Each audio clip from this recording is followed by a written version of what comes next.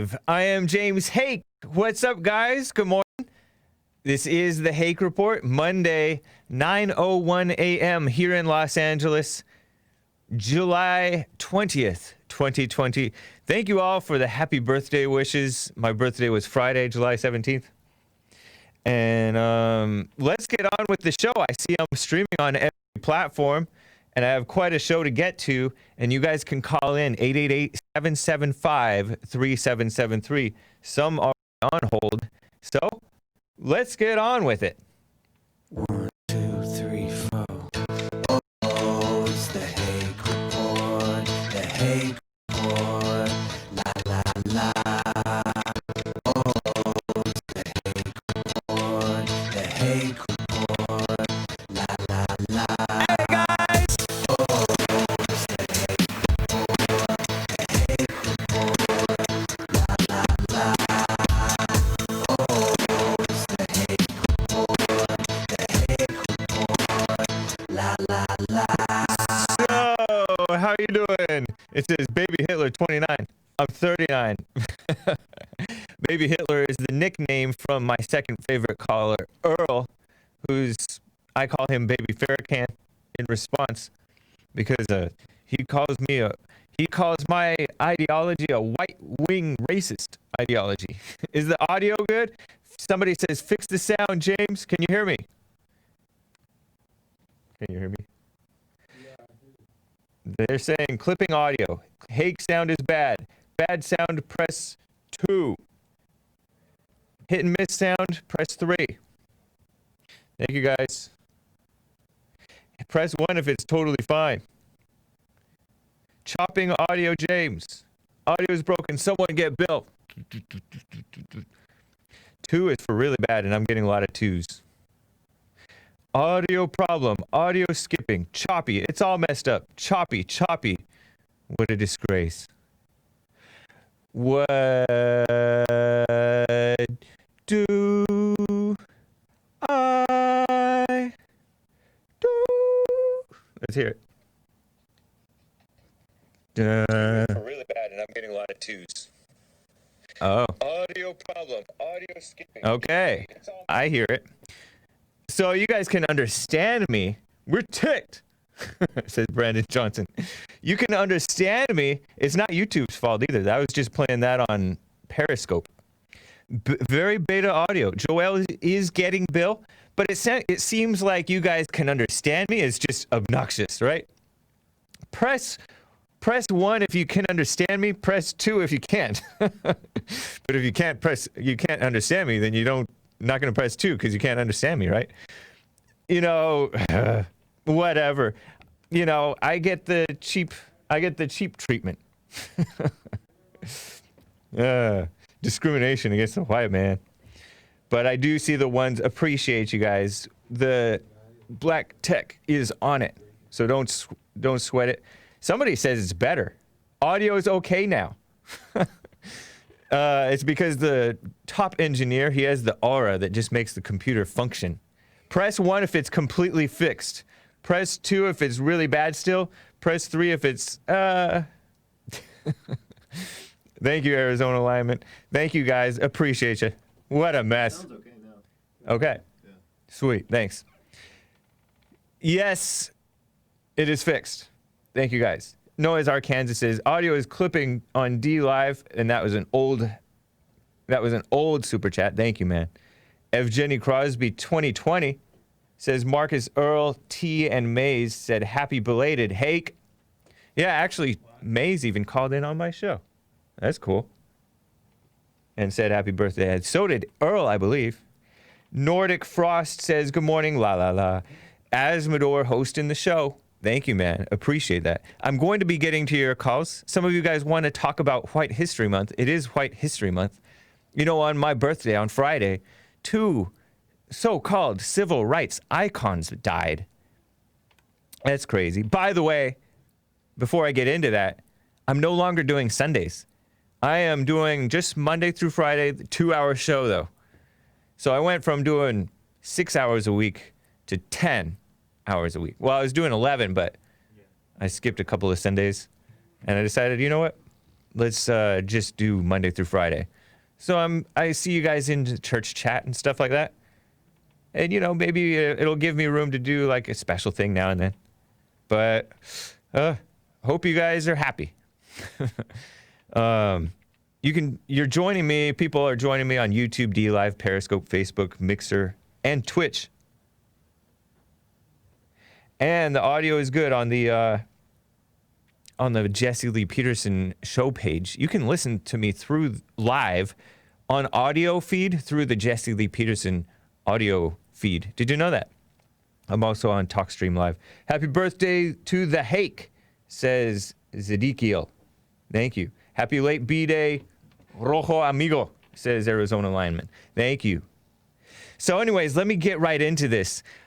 On Hake News, at the end of hour 1 today, I talked a lot about former Representative John Lewis, who died at 80 on Friday. I read some info about him in Hake News. According to CNN, he was a son of sharecroppers. That's just like what Jesse Lee Peterson was. Well, I don't know if he was a son, he was a grandson of them. And he helped crop the shares. He survived a brutal police beating. That's quote unquote, right? Brutal. I don't know how brutal it actually was. In a 1965 so-called civil rights march, which became a riot, I think, at some point. Was it the police only aggressed, or were the blacks aggressive too? I don't know. It's hard for me to imagine that they would just beat people innocently walking across a bridge, but I don't know. And served 17 terms as a congressman from Georgia. 17, what are the terms for congressmen? Are they 2-year terms? So that would be, is it 32, is it 2-year terms or 4-year terms, guys? Somebody with knowledge of U.S. civics, educate me. He died of pancreatic cancer, I guess. Another CNN analysis, there's a picture of, I can't ignore this one. Joel's showing you screenshots, slideshows of this man. And Obama is giving him the Presidential Medal of Freedom, which is supposed to be the highest honor, but Obama, of course, made a joke out of that. You know who else made a joke out of it, honestly? Bill Clinton. Didn't he get... I feel like Ruth Bader Ginsburg might have gotten one of those Presidential Medal of Freedom honor things. But anyways, a CNN analysis, here's another guy who died also on Friday at the age of 95. Obama gave him, he's supposed to be a reverend, which is supposed to be like a preacher, which is supposed to be a Christian. And he's all smiling with Obama. And, I guess it's okay to smile with Obama, but I don't know if this man ever criticized Obama. I don't know. I never heard about it. This man is another guy who died. His name was C.T. I'm blanking on his name. Vivian. C.T. Vivian. Thank you, Joel. Joel is smart. There's his mugshot. Look at that guy. Dude, not a man you'd trust. Looks like a snake. So, a CNN analysis was headlined, Donald Trump, 34 years total, says Baba Goat Guy. Okay, thank you. And Donald Trump, this is a CNN headline, and I don't have the headline, but I tweeted this out on my Twitter. Follow me on Twitter.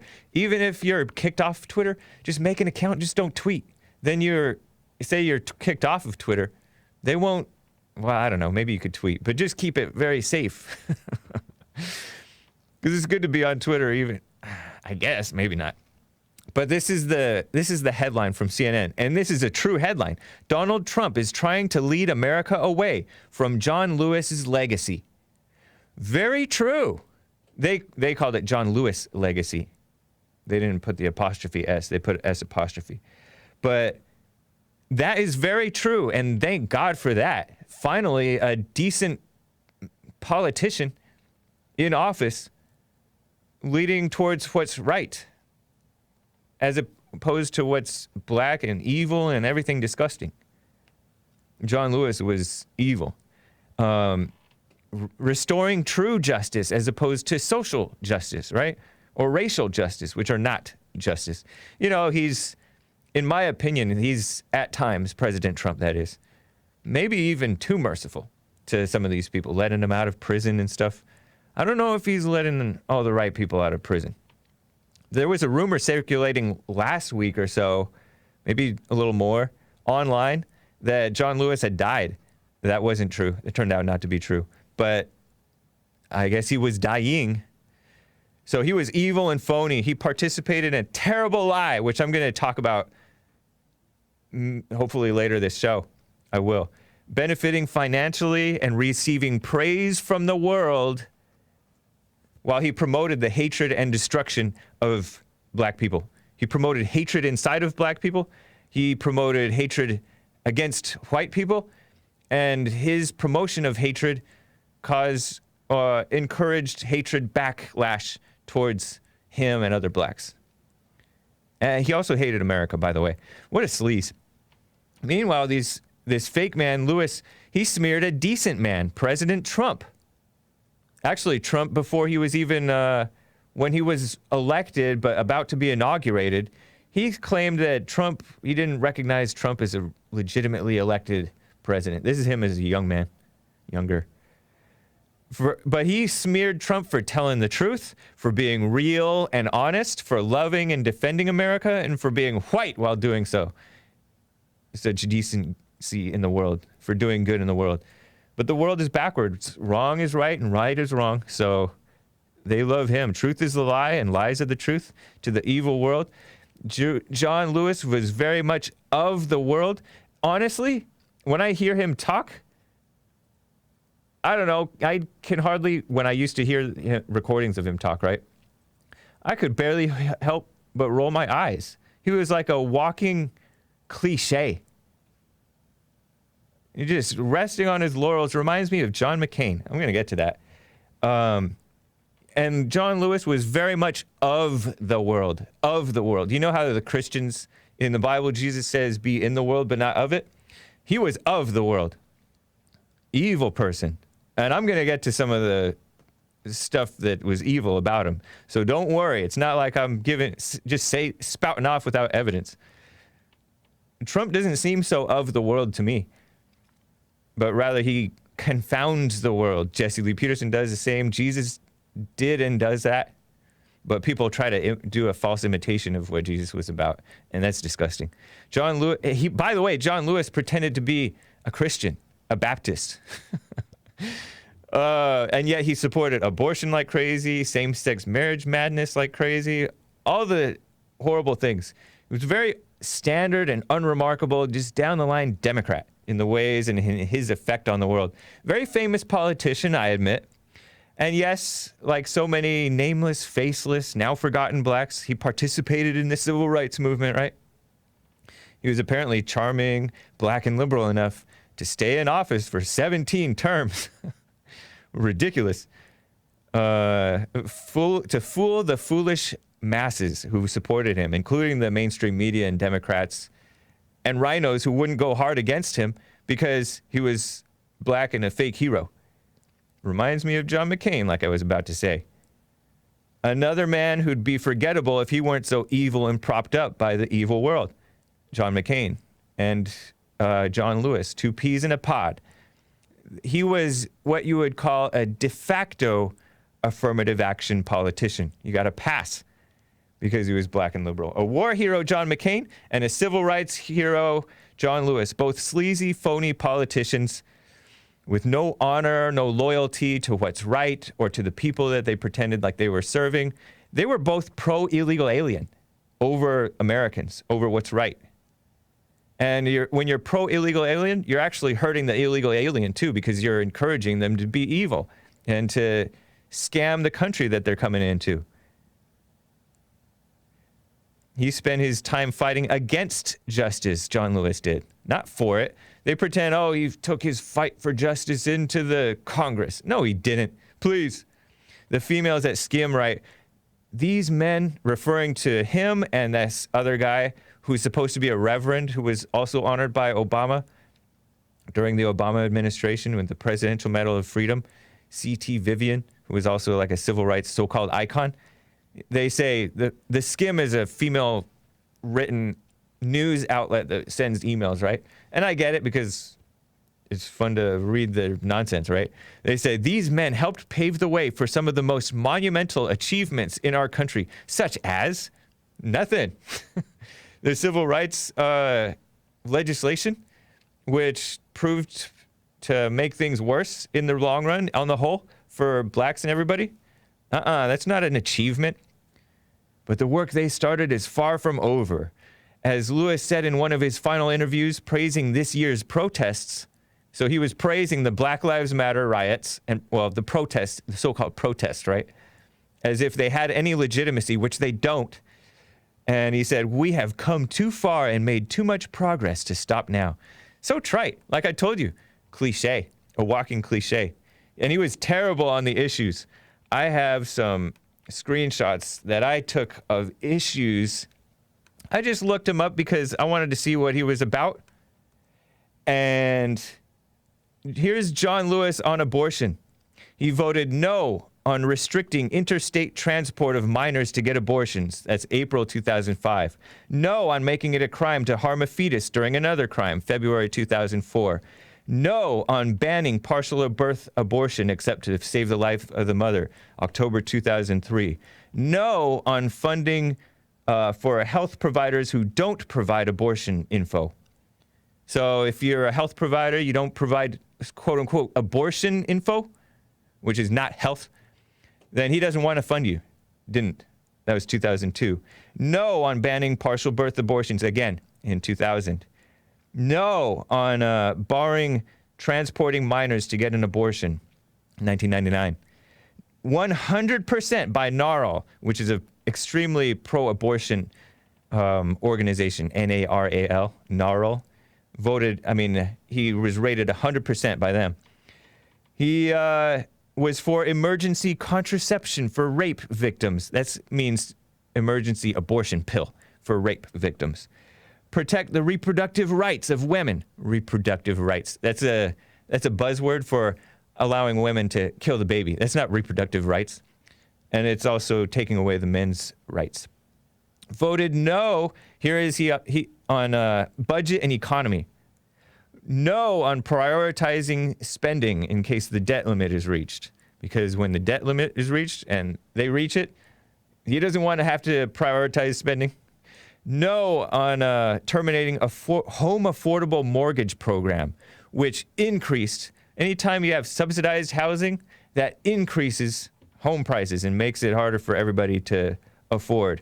He voted yes on modifying bankruptcy rules to avoid mortgage foreclosures. Just kissing up to the fake victims of people who didn't do things right, and now he wants to just break the system. He was like a communist.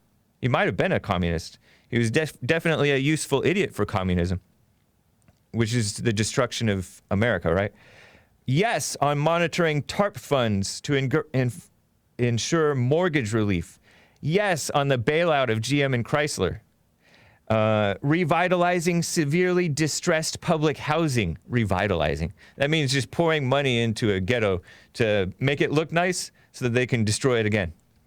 It's ridiculous. Get minorities into home ownership in the global marketplace. Protecting subprime mortgage industry. Regulating the subprime mortgage industry. All this stuff to give people stuff that they don't deserve and can't pay for. Ridiculous. Increase the debt limit. That's him on the budget. Here he is on so-called civil rights. Gay marriage restrictions stink the same as racism. That's a paraphrase of what he said in March of 2010.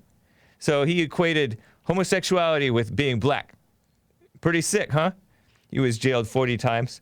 He was for the Violence Against Women Act. He voted to reauthorize it, even though it was a horrible thing that took away men's rights, hurt children. Violence Against Women Act. That's something that the vice president of Obama, who's running for president now, Joe Biden, that's something that he brags about being for. That's disgusting. It's a pretense that women are not violent towards men and children, too. And they are. Voted yes on prohibiting job discrimination based on sexual orientation. Very extremely pro-homosexuality. Voted no on constitutionally defining marriage as between one man and one woman. June 2006, or July. Voted no on making the Patriot Act permanent. That might be a good thing. But he didn't do it because it's a good thing. He did it because he hated George W. Bush. He voted no on constitutional amendment banning same-sex marriage. No on protecting the Pledge of Allegiance.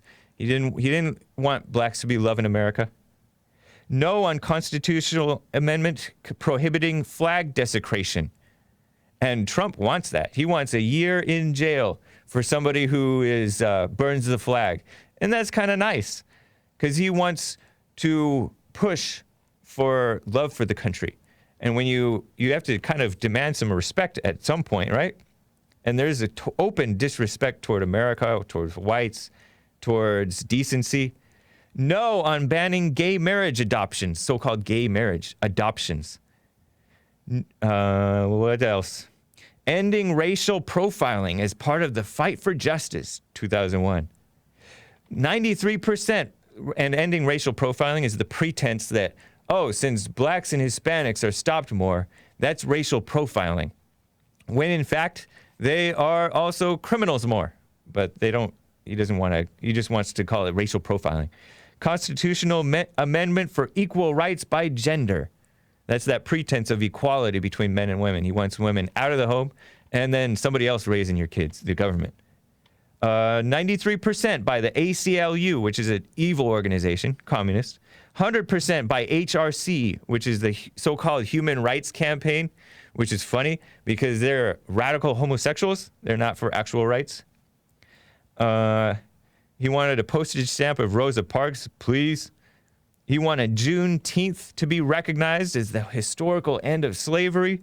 He wanted to prohibit employment discrimination for gays because, never mind that, well, anyways, all this ridiculous stuff, pro-LGBT, anti-normal people. Women's so-called equal rights, sexual identity discrimination, prohibit that at schools, meaning if you try to, you dress up like a girl, and you go to school, in the old days, that was considered inappropriate and vulgar. But not anymore. He wants that type of mental and spiritual illness encouraged. Sick. Protect LGBT families from illegal immigrant deportation. Enforce against wage discrimination based on gender. Equal Rights Amendment, evil thing. 100th anniversary of the NAACP, equal pay requirements, all this madness. That's him on so-called civil rights. Here's him on crime. Voted yes for enforcing against anti-gay hate crimes. Hate crimes is an attack on the First Amendment, right? Because you say something that's edgy against a homosexual or a black or a woman or based on race or whatever, or based on religion, oh, hate crime. Only it's selectively enforced against whites and against men and against straight people. So you do the math. Voted yes for alternative sentencing of more prisons instead of more prisons because he wants the criminals out of jail. Loosey-goosey, female softness towards crime. Very typical of what's going on today. Yes on replacing the death penalty with life imprisonment. Moratorium on the death penalty. More funding and stricter sentencing for so-called hate crimes. Abolish the federal death penalty. Evidence-based proven prevention for street gangs. When they say evidence-based, they mean abandon morals, abandon common sense, and go to studies. And studies are done by people who are not objective. They're done by liberals for the most part. Most academics are liberals. They're not moral people.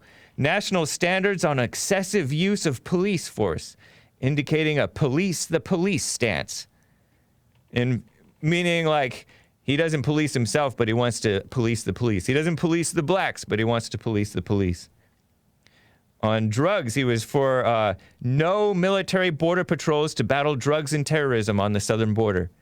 No prohibiting needle exchange in medical marijuana. Distribute sterile syringes to reduce AIDS and hepatitis. He was for you being on drugs. No on reauthorizing. Here he is on education. He was very against black people. Let's be honest. This is all John Lewis. If you can find any pics of him to show or this stuff. No on reauthorizing the DC Opportunity Scholarship. The Opportunity Scholarship is basically school choice, I think. Voted yes for green public schools. $40 billion for green public schools. $10 billion for federal education and HHS projects. Yes on allowing courts to decide on God in the Pledge of Allegiance. As if they have any say. No on allowing school prayer during the War on Terror. Yes on requiring states to test students, which is a mess, right?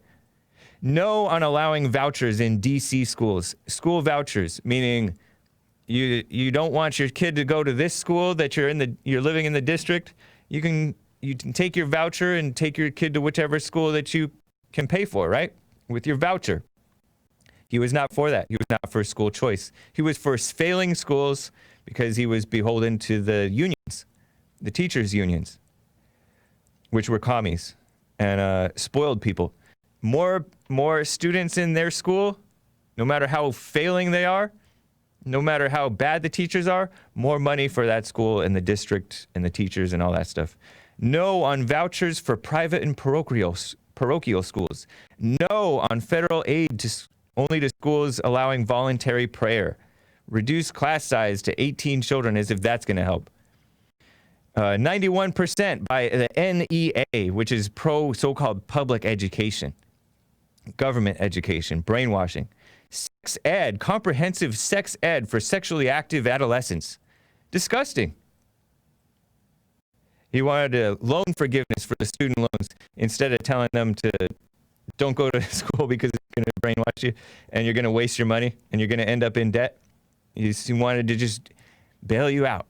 No on reducing the marriage tax. Here he is on so-called families and children, rated 7% by the Christian Coalition, and which indicates an anti-family values voting record. And yet more funding and services for so-called victims of domestic violence, which is like hate crimes, a ploy to enforce against men and not women. No on prohibiting product misuse, on lawsuits on gun manufacture. He was awful on gun rights. No on prohibiting suing gun makers and sellers for gun misuse. No on decreasing gun waiting period from 3 days to 1. Rated F by the NRA. Repeal stand your ground laws, meaning the criminals can just attack you can't defend yourself. Sick. He voted yes. Here he is on healthcare, so-called healthcare. Yes on giving mental health full equity with physical health. No on banning physician-assisted suicide. And mental health and physical health, two very different things, because mental health, they usually mean it's a spiritual problem. Tricky, Joel, thank you. No on banning physician-assisted suicide. He was for assisted suicide. Pro-public health record by the APHA. Collection on birth defects. Make healthcare a right, not a privilege, which is a trick. That was from 1999. I didn't know they've been pushing this lie about healthcare is a right, not a privilege, since 1999. Healthcare is not a right, it's a need. And you need to take care of yourself. But he wants to pretend that it's a right. You don't have a right. That's ridiculous. And he was not for actual rights like the Second Amendment. He was not for the freedom of speech. He was for hate crimes stuff. Voted no on building a fence along the southern border. Like I said, the enemy of blacks, this man. Fake. Voted no on preventing tipping off Mexicans about the Minutemen Project. Voted no on reporting illegal aliens who receive hospital treatment. Voted no on more immigrant visas for still skilled workers. That was good, but that was during the Clinton administration. Rated 0% by FAIR, indicating a voting record for loosening immigration. 0% by USBC, indicating an open border stance. Allow more visas for STEM for college graduates. See? Told you. And that's more recent. That's 2012. So he only got worse over time. Provide lawyers and evidence for children being deported. Ridiculous. He wanted to keep the illegal alien kids here. Look at him. He's wearing this dumb pro-black scarf. John Lewis on jobs. Yes on extending unemployment benefits. He wanted people not working. Pay them not to work. Voted yes on restricting employer interference on union organizing. Rated 100% by the radical left unions, AFL-CIO. Raise the minimum wage to $10. Raise the minimum wage to 15% above poverty level. Raising the minimum wage hurts blacks. Basically it hurts the economy. Stronger enforcement against gender-based pay discrimination. See, he was for the radical females. And yet he called himself a Baptist Christian.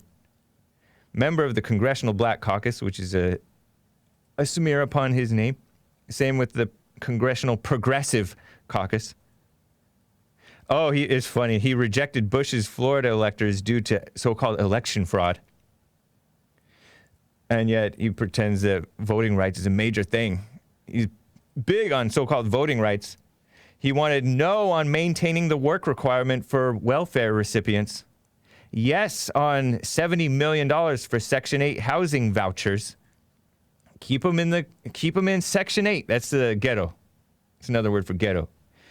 Yes for SNAP nutrition. SNAP is food stamps. And WIC, food stamps also. Eliminate extreme global poverty. Develop a strategy. Support school breakfast. Reduce wealth and wage inequality. All this phony stuff. In short, he was a communist, useful idiot. Health care as a right started with the Great Society, says Brandon M. with the diamond. Thank you, man. Yeah, I mean, I guess communism has been around a long time, and this guy was another, he's a, what would you call that? A mascot for that. A mascot. That's what he amounted to. Polly J gave a couple of diamonds. BLM, Black Lives Matter, says Hot Computer Smell, is the Walmart of social justice movements. They're everywhere. And they're funded big time. It's very true. Noah's Ark, Kansas gave a subscription to Holly Coco. Congratulations, Holly Coco. Appreciate that, Noah's Ark, Kansas. By the way, Hot Computer Smell donated, well, if it isn't the Flake Report, because I flaked on Sunday. Yeah, I lied to you guys on Friday, and then I will get to your calls. Hang tight, guys. I lied to you guys on Friday and said, I'll be live on Sunday. And then Saturday afternoon, I'm like, nah, I'm canceling Sundays for good. And what's funny is I texted Joel that afternoon, and he didn't even get the text until nighttime. So he was expecting to be in studio early in the morning, but nope. Yeah, so John Lewis was very terrible on the issues. He pretended to be for women. He was very much against men. He was very pro-abortion, including partial birth abortion, transporting minors to get abortions, meaning killing the babies in the womb, right? Very anti-Second Amendment. He's not for the right to defend yourself at all, really. Stand your ground laws. Very anti-free speech, very anti-white. Pushed the anti-American value of hate crimes. He was a horrific person. So I'm going to get to this terrible lie maybe at the top of the next hour. Because everybody really knows the truth about Black Lives Matter. But there's this pretense that they have a leg to stand on. And by the way, I may touch on this Kanye thing. I don't have any pictures or clips of it, but I watched some of the clips of Kanye's little rally. I don't know if it was a little, but his rally. And it was interesting. I'll give you a couple of quotes from it. And I may respond to this video that I saw on YouTube of a guy that I subscribe to named Abood. He's been on the Jesse Lee Peterson show a couple of times. And he responded to people who say if these people just cooperated, none of this would have happened to them.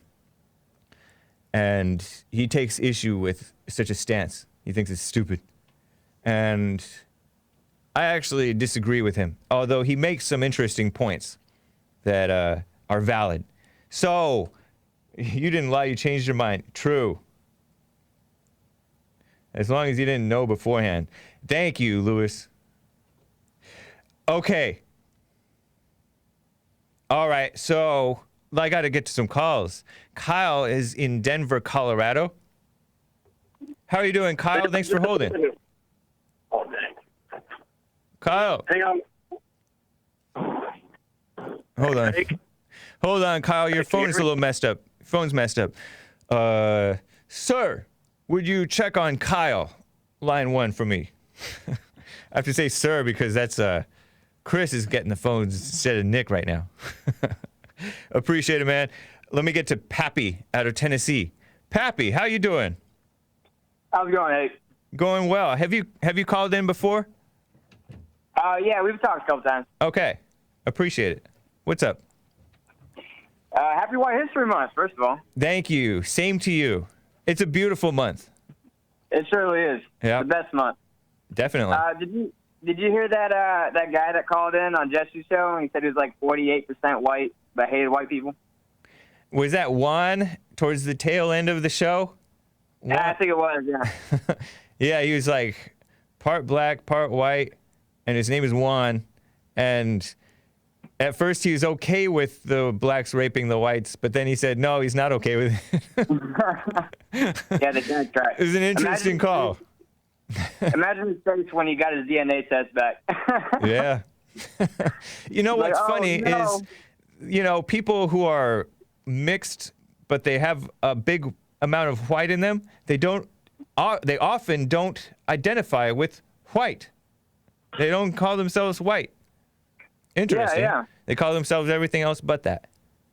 Right, yeah. You know, I And was people actually don't think of talking them to- as white either. It's interesting. Yeah, like Obama, yeah. Yeah, Yeah. I was talking to a guy who was mixed one time. I guess he was like half black and half white. And I asked him, I was like, do you know, because he was like, you know, he had black pride and all that stuff. So I said, like, you know, do you have like white pride for your, you know, your other, the other half of your, you know, Yeah. genetic makeup? And he's like, oh, well, I have a little bit of pride for being Irish because they were persecuted too. And I was like, Oh, well, so gosh. your only source of pride is persecution? Victimhood. Like, what Right. what about accomplishments? What about things like that? Like nothing, just persecution. That's the only thing that they have like any kind of attachment to. Yeah, and Yeah. you know, it's interesting because the people, you know, the whites who are the most into their cultures, the Irish, the Italians, if we'll let them be white, and others, they get a pass from these people. And also they, partly because they're more so-called victims, and they're also more criminal. They have, like, they came in here committing a lot of crimes, and yes, I guess we oppress them a little bit, right? I don't know. But it's so interesting. You get a pass the more identified with your race you are. And in fact, even like the people who are radical whites, who are very, like, I don't know, KKK-esque, there are radical blacks who agree with them. They like them. They're like, oh, I like this white guy. Oh yeah, they're all for both sides. They're both for segregation, so I guess they agree on that. Yeah. Yeah, that's crazy, man. What a shame. Yeah, I just find that weird, man. Like it's just like, you know, the whole attachment to victimhood. You know, that's the only thing. Because like that same guy I was talking to him, I was like, can you like, as far as the black and Irish pride, you know, just besides the persecution, is there anything else you have pride in? Like, oh, well, that is an accomplishment to overcome persecution. I was like, okay, but anything unrelated to, like, victim status, he's like, nothing at all. And he kind of sounded like that one dude, too, actually. They sounded like they could have been the same people, but they weren't the same people. But this is kind of like the same thing. Yeah, and how much has anybody overcome persecution? Because people are worse morally today. You should be dignified in persecution or not. And people in general have surrendered any semblance of dignity.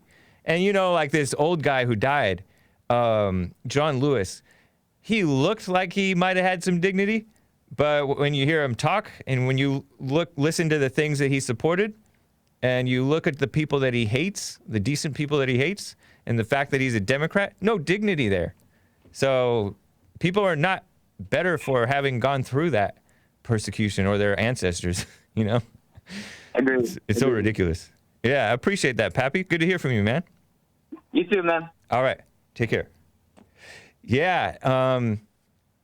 It seems like back in the olden days, the blacks were dignified even under the, I guess you could call them unjust laws against them. And now it's whites' turn to be dignified, right? Seems like it. I think we got to maintain dignity. Don't become victims.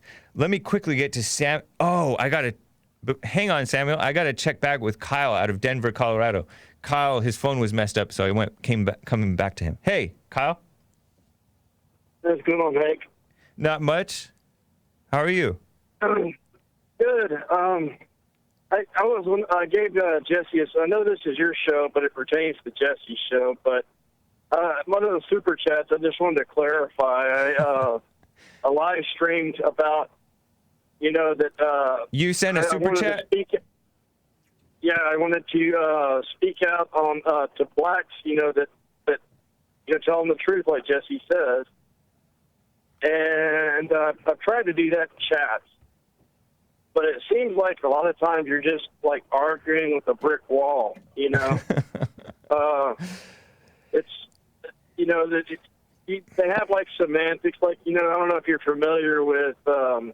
So in your super chat, you were asking about telling the truth to blacks, but you feel like you're talking to a brick wall, and you try to tell the blacks in the chat the truth in different chat rooms? Yes. Oh. Yes. Well, very rarely is anybody going to wake up from chats. I know, but yeah, it's like, and so but you shouldn't be so results based either, man. Because look at how frequently Jesse Lee Peterson tells the truth to anybody, and rarely are they open to it. And sometimes they pretend to be open to it and accept it, but then their lives don't change. And then some people, they do change, but usually it's in the quiet. They're not arguing with him.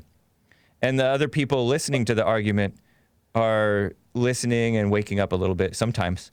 But I don't know about telling people the truth in chat.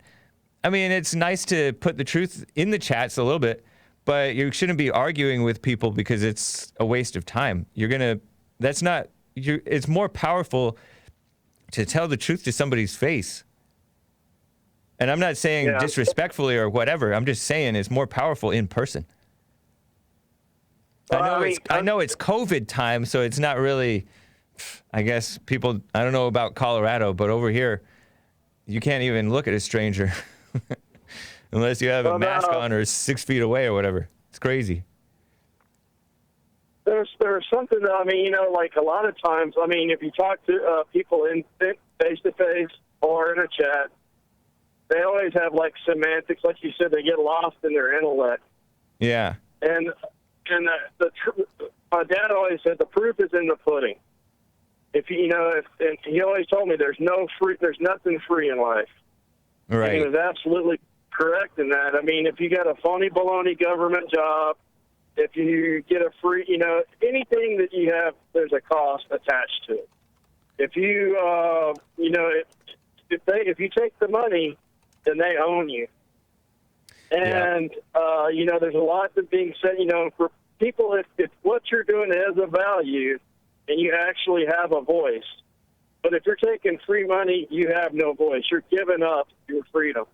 Yeah, that's true. And except they'll let you slide in this corrupt world. The people who are the worst leeches of society, they're getting the pass to destroy and falsely accuse cops of racism and all that stuff. Yeah, Kyle. But I really want to see them. How much time are you spending online trying to convince people?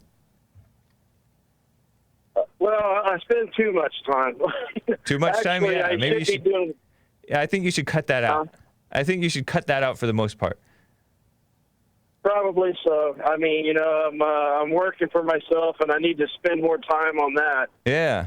But this is such an important issue that it's hard not to be angry. You know, because I know there are blacks, a lot of black people that are, you know, and whites that are waking up. But the ones that aren't are going to destroy this country, and it's hard not to be angry. Well, that's why you're just becoming part of them. I definitely understand what you're talking about, because it is very tempting. That's what they want. They want you angry. I know. I'm looking at these CNN headlines and stuff like that, and they're just constantly harping on slavery and racist past and all that stuff. Slavery was not racist, but the point is, this stuff is meant to increase anger and suspicion and division, like unjust division between people. So you gotta get yourself fixed before you can fix other people.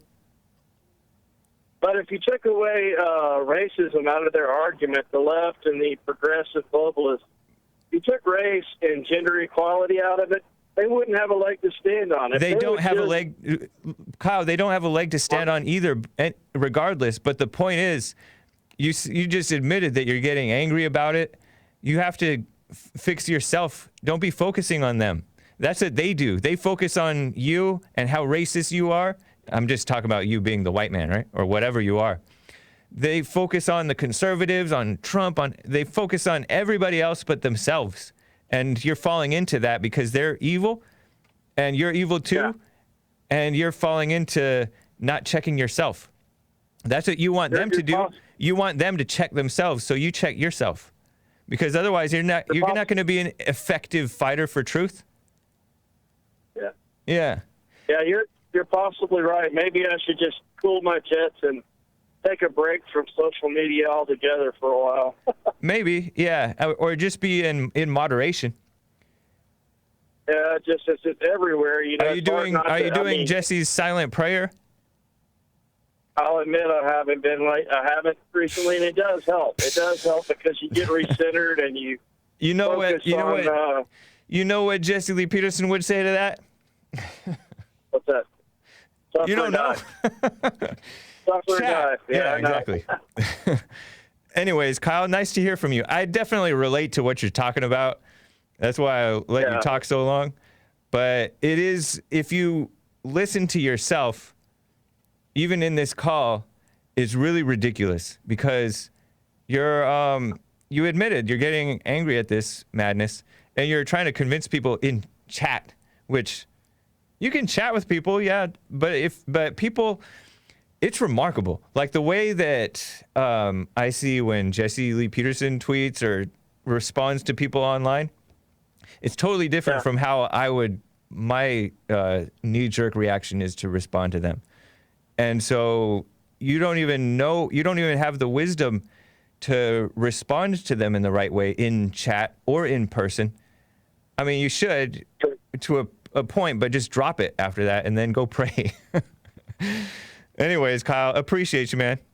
We'll talk again. I needed to blow off some steam, so cool. I feel better now. All right. Take care, man. That's interesting. I got to get to Samuel in Sweden, and then I will get to Jerry and Adam and all you guys. I have some more stuff to cover and all that. Samuel in Sweden, happy White History Month again this week. Yeah, happy White History, and a good thing you had 2 hours. Yeah, definitely.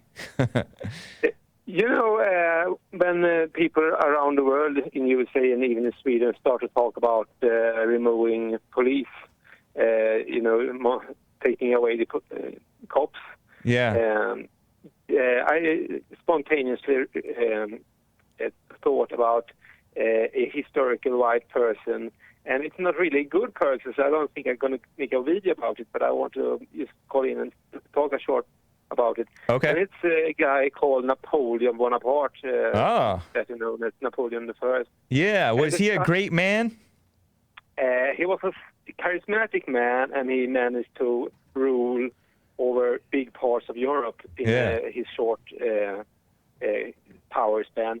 But, you know, the interesting thing was that he was a Frenchman, and he was a soldier under the French king. But then it was when the French Revolution happened, and the common people killed the king, and Bonaparte, Napoleon went on the revolutionary side and attacked the king also. And after the revolution, Napoleon was a general for the new People's Republic. But why I thought about the history is because it became a power vacuum after they removed the king, and Napoleon saw that. And only 7 years after the common people became free from like a ruler, all-powerful ruler. Was this? Let me briefly interrupt just to get my bearings, because I really don't know history. Is it true? Did you mention the French Revolution? Yeah. And that was when I want to call them commies, but I don't know if they were commies at that point. But that was when the masses, the mobs or the radicals, were chopping off the heads of the fancier people, fancy rich people, aristocracy. Not only that, because, I mean, after they killed the king and chopped their heads off in the aristocracy, there was the 3-year nightmare reign when they literally, everyone was feared for their life in France because the ruling people killed anyone they wanted to kill. It was pretty much madness. Wow. But then it calmed down and they created a more civilized people's ruling system. Anyway, why I want to mention Napoleon was that he saw that the lack of a powerful leader had become, it was a power vacuum in France, and he made a coup. He took power over France and made himself an all-powerful Kaiser, because people didn't like the name of a king. So instead of calling himself a king, he called himself a Kaiser. But he grew up like a king and he ruled everything. And but I don't really know if he was a good man, because he wanted to attack and rule everything in Europe. He tried to occupy England, and he actually died in one of his battles against England. Wow.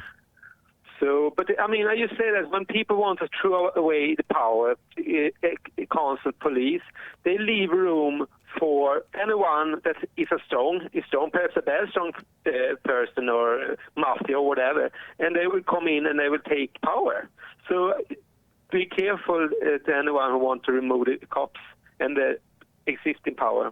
Yeah, that's a very good point.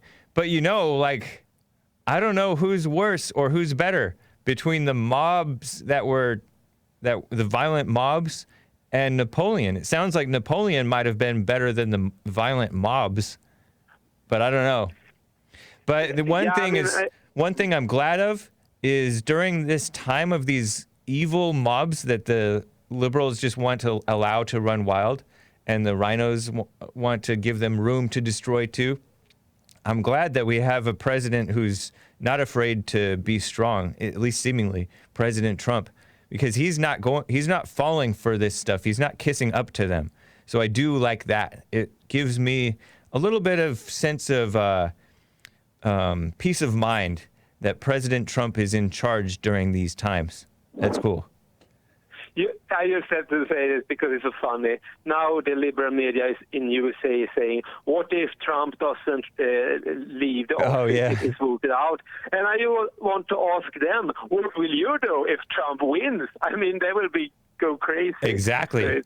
Yeah, the left has always been wilder and worse than the right. It's always and more violent and everything. Really evil. It's so funny too. They're such conspiracy theorists.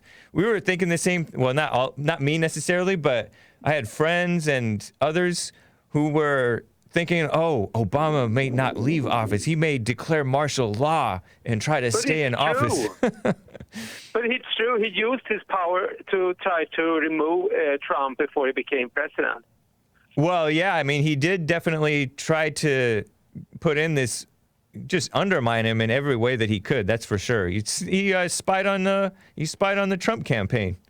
What a sick person. I mean, he really tried to work against, big democracy. Or Very, whatever. very evil person, Obama. Yeah. Appreciate it, Samuel. Thank you. Yeah, have a great day. You as well. Take care.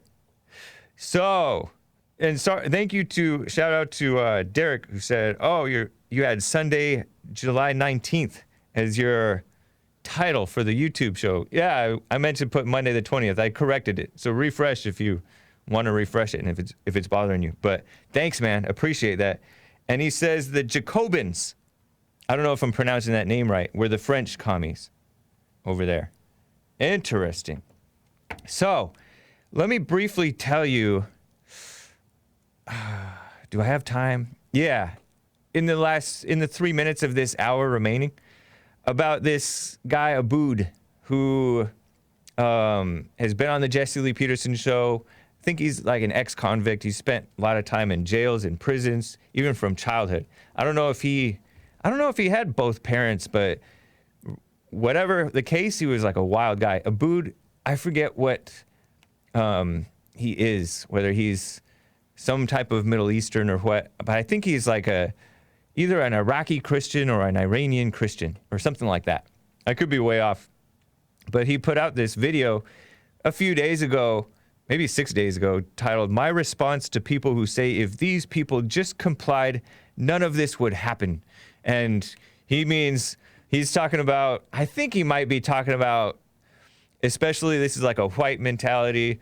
Whites will say, if these people, and by saying these people, talk about the N-words and spics, as in the Hispanics that are kind of wild and non-compliant. And he gives his story about how he had, as a youth, he had like some type of drugs. And so he was put away in juvenile detention center for a long time. And then he got out, and then he was living a normal, decent life, very successful financially, right? He was dating pretty women and all this stuff. And at one point, maybe he had some anger issues growing up and still had anger issues. But this bouncer at a club that he was at according to him, took a swing at his head with a baseball bat. And this guy basically got the advantage, Abood did, and beat the guy to within an inch of his life. He said that he went too far. He said, I beat him up worse than I needed to, is what he said. And the guy went into a coma. Almost, it looked like, people were acting like he was dead, trying to scare him. And it turned out he didn't die. He came out of his coma, this victim / perpetrator. It was a fight, right? But he gave a statement at once that said, oh, I got in a fight and I lost. And then he amended his statement. He was buddies with cops because he's a security guard, right? And a lot of cops become security guards, or they're friends with them or whatever. And then he changed it to, oh, he was trying to rob me and he was trying to murder me or whatever. So long story short, Abood goes to prison, and then he gets out of prison and goes just wild, just having a crime spree because he felt there was an injustice against him. And so he's like, well, then forget following the law. It's crazy. And so he basically tells the people who say, don't resist arrest, that you don't know what you're talking about. He says that it's a natural inclination to resist or to defend yourself when you're being chained, especially if you're familiar with the place that you're going, such as jail, prison. I don't want to go to jail. You hear blacks saying, I don't want to go to jail. I don't want to go back, whatever. Or they owe child support, such as Walter Scott did, and he ran away. I don't know if that's why he ran away, didn't want to go to jail. But a lot of these people, they say they don't want to go to jail, and they have no faith in the system, right? And they see like the worst part of the system, even though they themselves are corrupt too. They see corruption amongst the police or the so-called justice system. And there's corruption that happens in there too, of course. And so he wants to act like he says that, that's the natural reaction, is to defend yourself when they're beating you and stuff like that. But my thing is he saying that death is more, because you're taking your life in your hands when you do that. Yes, you can cover yourself up, like curl up into a ball if they're beating you, but why does it get to that point in the first place? And he brought up the fact that if you weren't raised without a father and no authority figure in your life, then you're going to have this mindset. And that's true, but that's not an excuse for them acting that way. And it seems like I get that he's trying to provide a balance because there is corruption in the so-called justice system. We've seen it. It's against men. It's against whites. And of course, it's going to be against the people that get on their bad side, right? And these guys, the so-called bad kids, I cast his argument as a fight between, or actually a disagreement between the quote-unquote good kids who never got caught and never got caught up into big trouble versus the bad kids who, defiant, resistant arrest and all that stuff. And I think both sides should listen to each other, because he was trying to say if you've never been in this trouble, you shouldn't speak on it because you have no knowledge of the situation. But that's not true. People have some common sense, and it is common sense. Be very compliant. First, don't commit any crimes. If you do commit crimes, be very compliant once you see the authority. I don't care if that sounds stupid, because that's common sense, unless you don't mind dying. But then if you don't mind dying, then you should tell your friends, hey, if I get myself killed, don't be rioting for me because I wanted to die. You know what I mean? Which Abood is not for these Black Lives Matter idiots or the Antifa idiots at all. I know that for a fact. But it's just kind of interesting. I think that both sides should listen to each other. I had a friend, and then I do have to get to break. Somebody get in here. But I've had a friend who was very angry, and he would get mad at anybody, quote unquote, mad dogging him or whatever. So anybody looks at him funny, he picks up on it, or else he's imagining it. And a lot of times you'll hear blacks say, "Oh, I can tell he's racist by the way he looked at me." Yeah, right. It's just your imagination. But my friend that was very angry and would get mad at different social situations that are not ideal, he would look over at us good kids like me and my friend that were raised more peacefully, and he would see us being all peaceful, and he's like, "Oh, there's like another way to live." And it's not that we were necessarily right, but it's kind of eye-opening. So yes, the bad kids should listen to the good kids too, even if we're a little naive about the situation. Abood. Anyways, I really like that guy, but I disagreed with some of this stuff that he was saying. I got to take a break. I will get to your calls, Joe and Adam and Jerry and the rest of you guys. I want to touch on the Kanye rally if I can, and I also want to talk about the terrible lie that is being propped up. It's so ridiculous. So I'll get to that, but first let me take a quick break. I'll be back in a few. Hang tight, guys.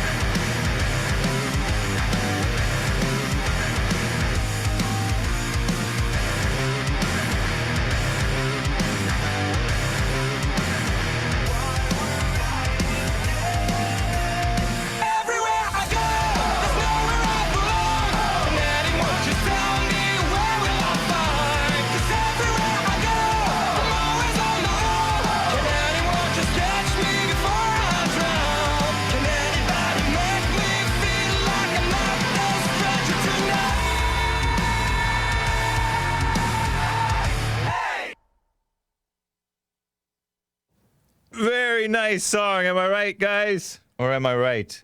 So, this is hour 2. It is 10 after 10 a.m. here in Los Angeles.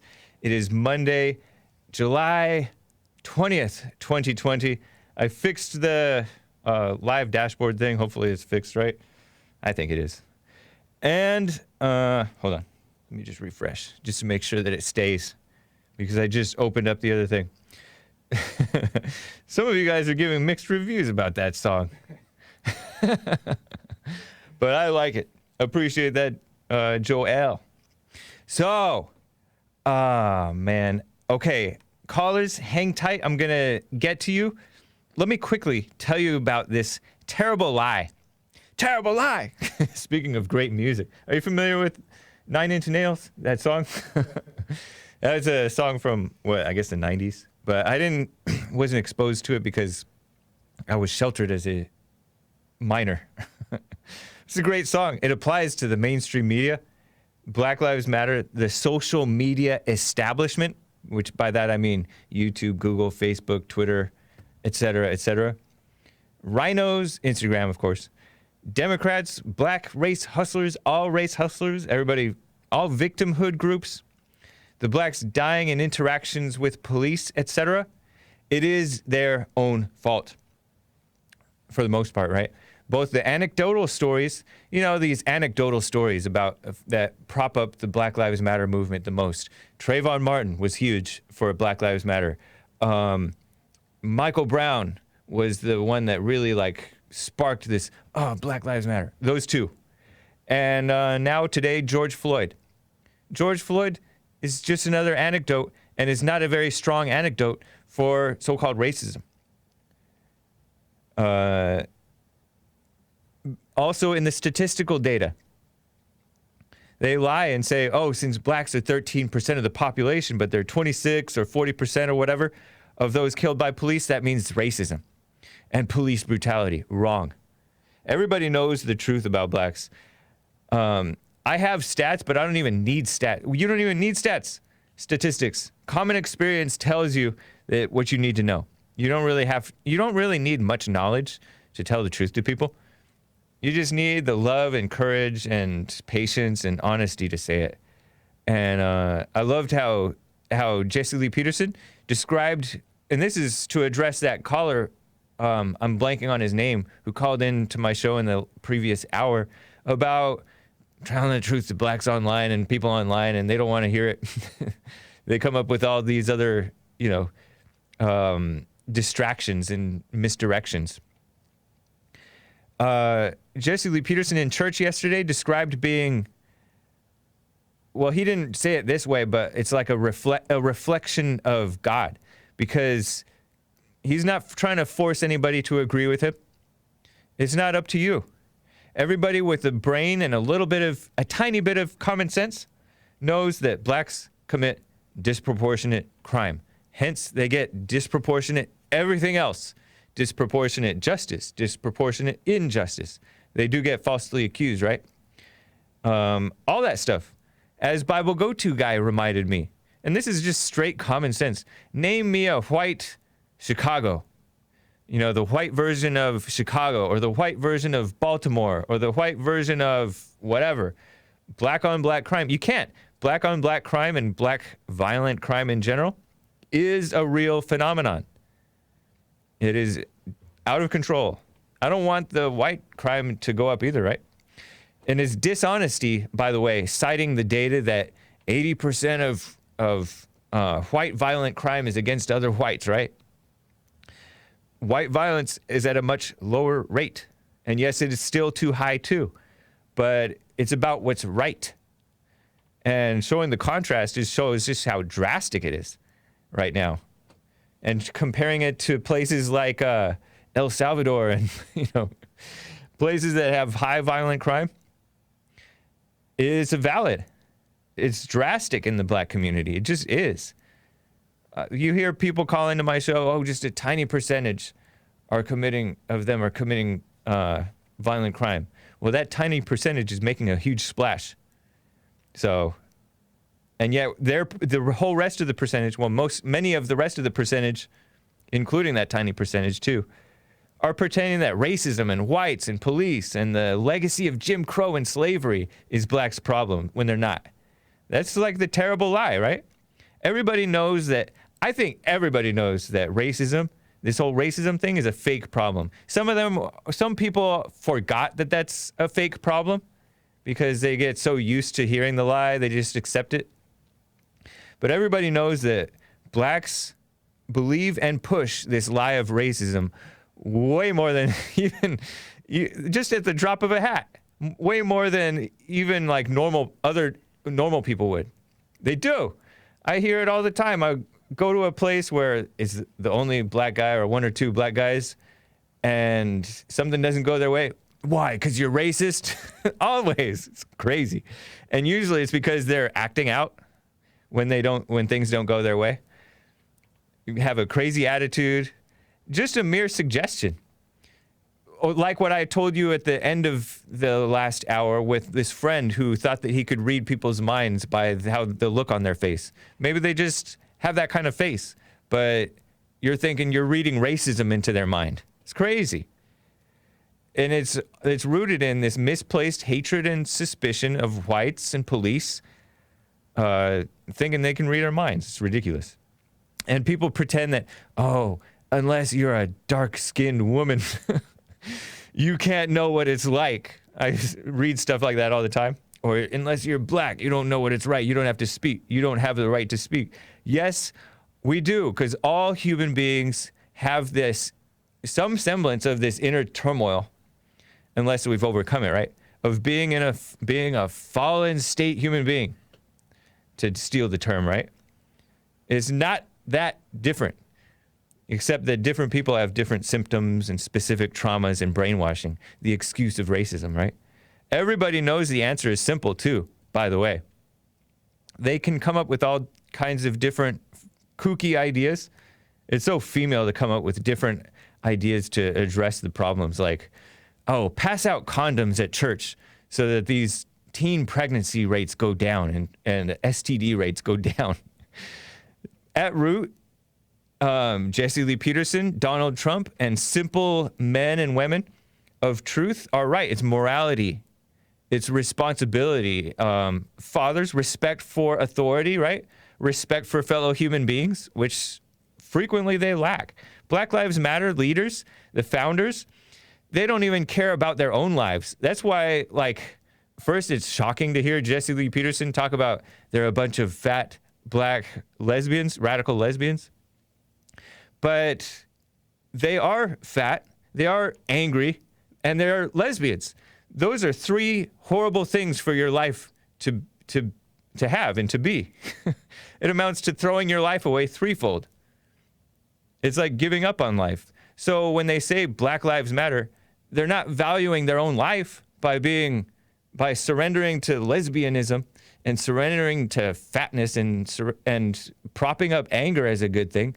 They're like, stay angry. And these people are miserable. I was thinking about how homosexuals are so frequently depressed and addicted to drugs and alcohol, whatever. Alcoholics, statistically more so than the general population, I believe. Yet, many of them are, I guess, are so-called talented, economically productive, just on a physical level in some cases, and politically very agitative politically, right? It's like they have a misdirected sense of purpose. Like they have no purpose, and they're looking for fulfillment to ease their guilt. And it seems like the liberals in general do this, and the Hollywood types, because they're guilty. They know that they're evil. They know that they're no good. So they become these fake do-gooders, trying to change the world around them because they can't change themselves. They have no peace within. That's all liberals. And actually, non-forgiving conservatives are that way too, which are the same thing as liberals. Since I love that definition of a liberal versus a conservative. A liberal has anger, a conservative doesn't have anger. There's a whole lot of so-called conservatives, and some of them are ones who are trying to really stand up for what's right. But because they have the anger, they're miserable too, and they amount to helping the liberals and being liberals. Interesting, huh? Let's not become miserable too Let's wake up out of the hell and the misery, right? So I just wanted to share that terrible lie because it's such an obvious fake lie. Trump says, you know, he was asked, why are African Americans still dying at the hands of police? And Trump is like, what a terrible question. So are white people, more white people. And yes, there are 5 times as many whites as blacks, supposedly, right? And decreasing. But, and so, like, per capita, blacks are more likely to get killed, but they're also way more likely to have interactions with police. So per interaction, whites are less likely to get, or more likely to get killed per interaction. Maybe because the cops have less, I don't know, guilt or something.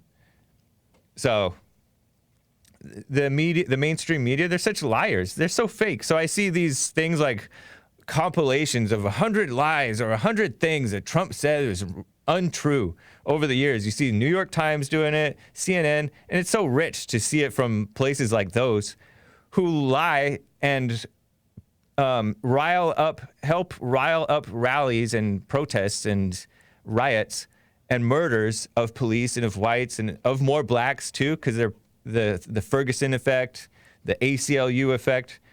They're disgusting, evil people. The mainstream media, they're the liars more so than Trump. Trump is telling the truth.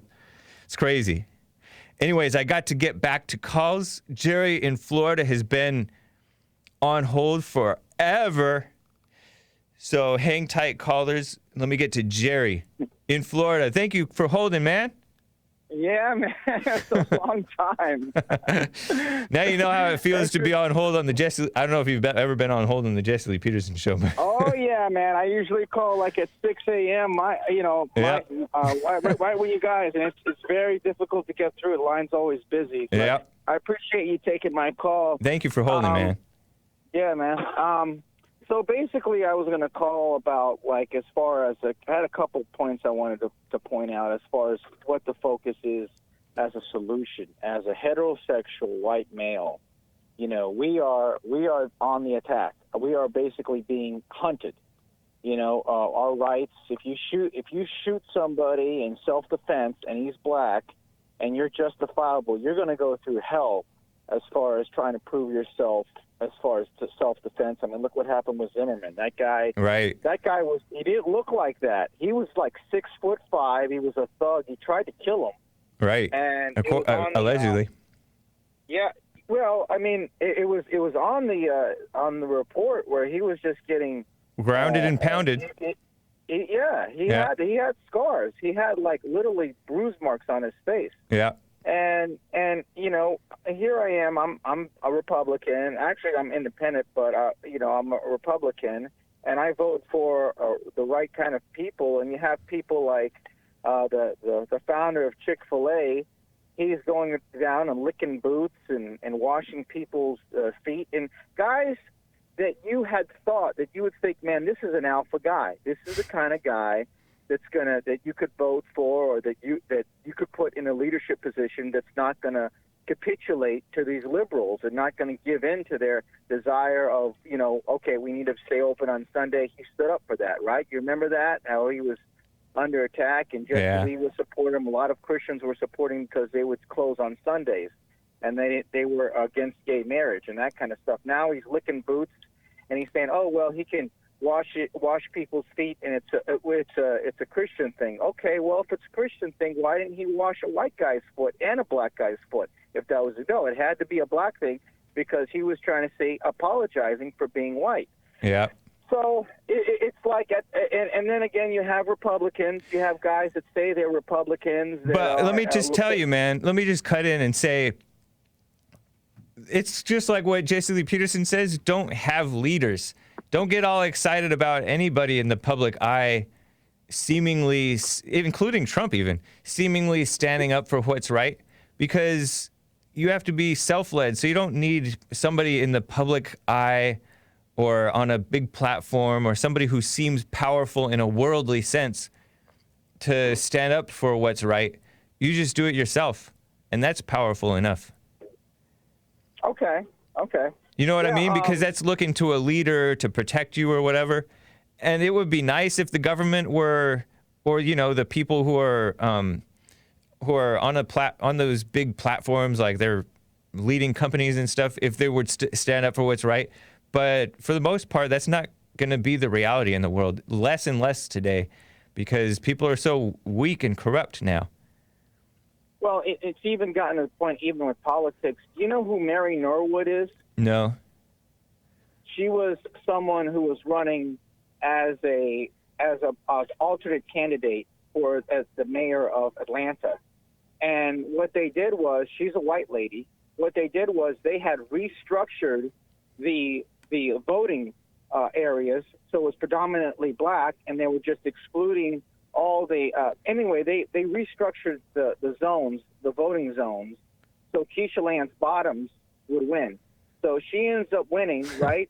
And now Georgia is called to reopen. They have told them to go ahead and reopen everything, and now he's the governor. He is the governor of Georgia, the highest elected official in that state, right? Now he's got to go to court to sue Bottoms because Bottoms won't open businesses, and now we have businesses and people that are struggling, and they said, look, if we close again, it's game over, it's done. I know people are going to lose their jobs. Let's put them on unemployment. I mean, it's gotten to the point to where people are just it's out of control. I mean, he is the governor. The mayor. They're weak, man. The governor says. You're talking about is that Kemp? Yeah, Brian Kemp. Kemp is the governor of Georgia, and he's telling he put out a mandate to open all restaurants and businesses if they're practicing social distancing. Right. You know, and it's just like Trump said. You know, they want to close churches that are having church outside and 6 feet apart. I know. You know? Yeah, it's ridiculous.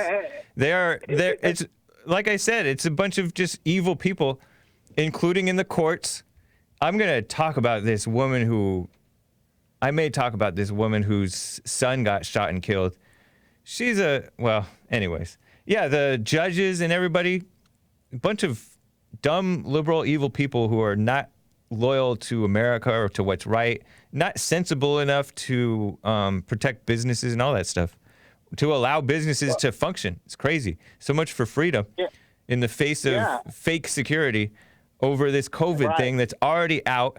I think people know that it's, or at least most people know that it's a serious disease that you just watch out for. Wash your hands, stay clear of people, be considerate, and you can protect yourself. We don't have to shut down the country and make things even worse for people. But that's what they do. It's like overprotective females.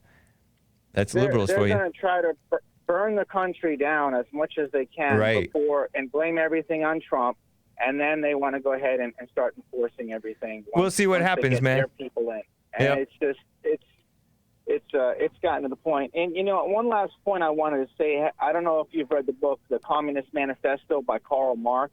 No. And I did. And the thing about communism and what makes it so seductive is if you look at the communism in itself, the principle, it is a seductive thing, right? Like female. In Israel, they have kibbutz, where the everything is shared by the community, and in and of itself, it's a good thing, but it's twisted. It's not a good thing. It never works out that way. It's not a good thing. Well, it's a female taking care of people thing. It's fake. It is fake, but that's what I'm saying. If you read the Communist Manifesto, the way they sell it like a seductive, alluring thing. Oh, that sounds like a good idea. Right. Oh, everybody shares stuff. You would think that, but it never, ever, ever works out like that. They sell you something, but they never give you what you're buying. That's what I'm trying to say. I'm not pro-communism. I know that. Communism. That's what evil does. It comes as the light. Appreciate it, Jerry. Take care, man. Thank you, sir. Happy White History Month to you.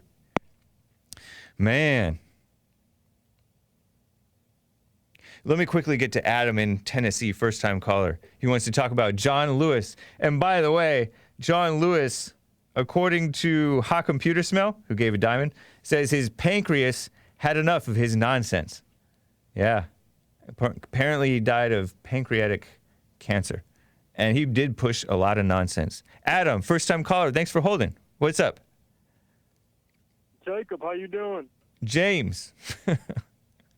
I don't think Jacob is James. James.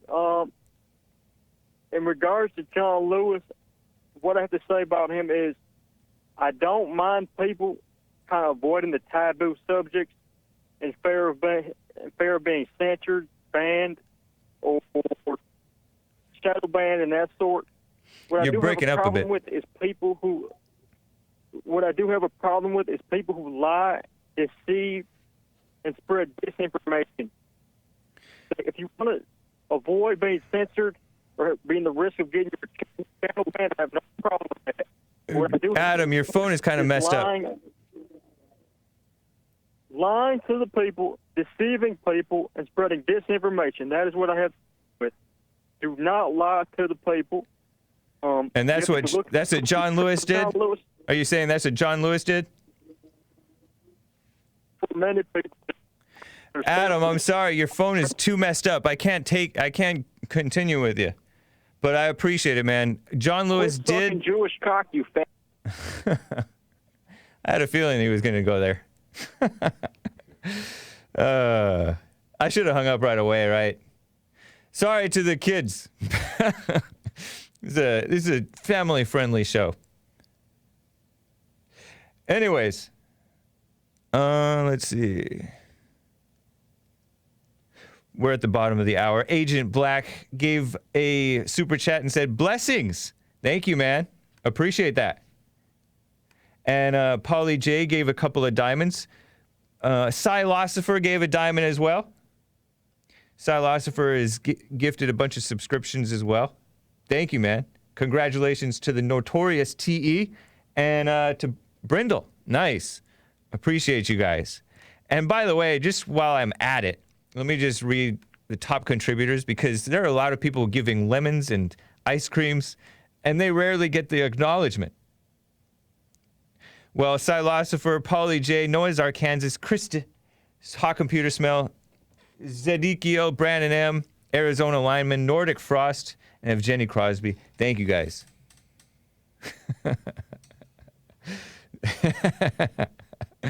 Anyways, I think Zona Bologna said, my jaw dropped because I'm so holy. I don't know if that's talking about, somebody said Jewish. What now? Anyways, what a messed up phone and a messed up mind and a messed up spirit. That's what's happening to people. And I don't know. I couldn't tell whose side that guy was on. That weirdo who just called. But, you know, people are snakes. He called in faking like he was about something, one thing, and then he's about something completely different, I think. I don't know. That's weird. What was he about? That's strange. Maybe he was one of the Jew blamer guys. You would think that, you know, sane Jew critics are not evil like that. Anyways, I got to get to Joe out of Phoenix, Arizona. Joe, thanks for holding. What's up? Hey, James. Hey. A few things. We'll start with the French Revolution. The Jacobins, is how you say Jacobins. That. They weren't communists. They wanted a representative democracy, and they wanted to get rid of the king and queen, right? Were they the ones chopping people's heads off? After they got rid of the king and queen, it was called the Reign of Terror, and the country was in chaos because no one was in charge, right? So various groups rose up to take charge, and that started the Reign of Terror. Napoleon came in after that, because he rose up to take power, and he appointed himself emperor for life, and that's not good either, right? Not if he wasn't a good emperor. You know what I mean? I prefer freedom, right? Sure. But look at all these so-called free countries, including our own. It's so corrupt, and so, you know, we need more. And I can't believe that you and I both like Nine Inch Nails. That is so funny. That's funny too. I didn't know that you liked Nine Inch Nails. So, but don't you agree? Like, yeah, I don't know.